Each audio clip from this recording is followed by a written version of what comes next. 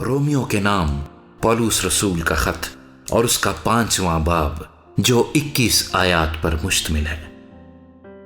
बस जब हम ईमान से रास्तबाज ठहरे तो खुदा के साथ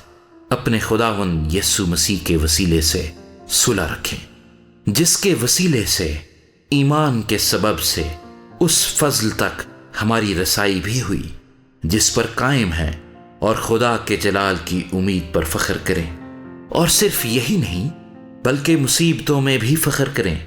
ये जानकर कि मुसीबत से सब्र पैदा होता है, और सब्र से पुख्तगी, और पुख्तगी से उम्मीद पैदा होती है, और उम्मीद से शर्मिंदगी हासिल नहीं होती, क्योंकि रूहुल कुद्स जो हमको बख्शा गया है उसके वसीले से खुदा की मोहब्बत हमारे दिलों में डाली गई है। क्योंकि जब हम कमजोर ही थे तो ऐन वक्त पर मसीह बेदीनों की खातिर मुआ। किसी रास्तबाज की खातिर भी मुश्किल से कोई अपनी जान देगा, मगर शायद किसी नेक आदमी के लिए कोई अपनी जान तक दे देने की जुर्रत करे। लेकिन खुदा अपनी मोहब्बत की खूबी हम पर यूं जाहिर करता है कि जब हम गुनहगार ही थे तो मसीह हमारी खातिर मुआ। बस जब हम उसके खून के बायस अब रास्तबाज ठहरे तो उसके वसीले से गज़बे इलाही से जरूर ही बचेंगे, क्योंकि जब बावजूद दुश्मन होने के खुदा से उसके बेटे की मौत के वसीले से हमारा मेल हो गया, तो मेल होने के बाद तो हम उसकी जिंदगी के सबब से जरूर ही बचेंगे। और सिर्फ यही नहीं बल्कि अपने खुदावंद यीशु मसीह के तुफैल से, जिसके वसीले से अब हमारा खुदा के साथ मेल हो गया, खुदा पर फख्र भी करते हैं। बस जिस तरह एक आदमी के सबब से गुनाह दुनिया में आया और गुनाह के सबब से मौत आई, और यूं मौत सब आदमियों में फैल गई, इसलिए कि सब ने गुनाह किया। क्योंकि शरीयत के दिए जाने तक दुनिया में गुनाह तो था, मगर जहां शरीयत नहीं वहां गुनाह महसूब नहीं होता।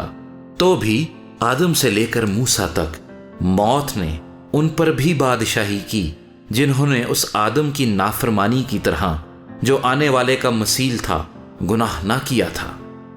लेकिन गुनाह का जो हाल है वो फजल की नेमत का नहीं,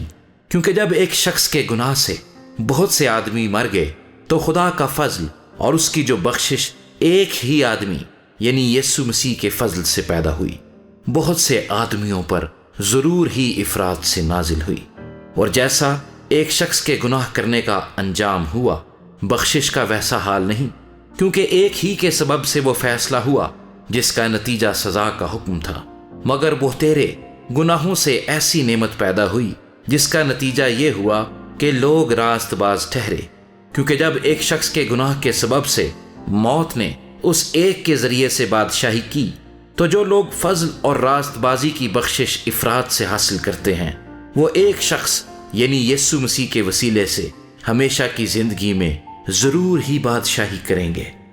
गर्ज जैसा एक गुनाह के सबब से वो फैसला हुआ जिसका नतीजा सब आदमियों की सजा का हुक्म था, वैसे ही रास्तबाजी के एक काम के वसीले से सब आदमियों को वो नेमत मिली जिससे रास्तबाज ठहर कर जिंदगी पाएं।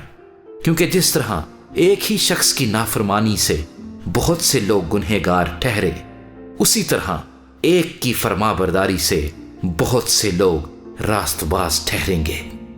और बीच में शरीयत आ मौजूद हुई ताकि गुनाह ज्यादा हो जाए, मगर जहां गुनाह ज्यादा हुआ वहां फजल उससे भी निहायत ज्यादा हुआ,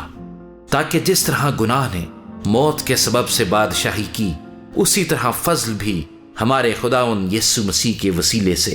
हमेशा की जिंदगी के लिए रास्तबाजी के जरिए से बादशाही करे।